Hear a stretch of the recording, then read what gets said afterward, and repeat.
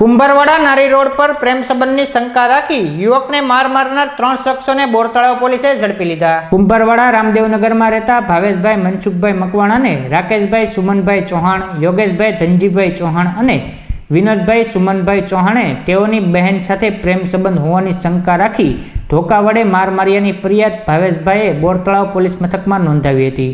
જે ફરિયાદના આધારે ત્રણેય આરોપીઓને ઝડપી લીધા હતા।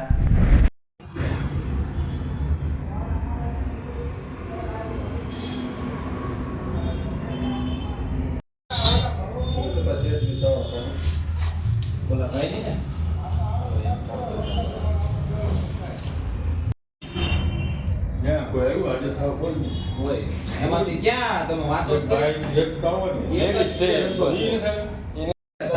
રજા ભોગવી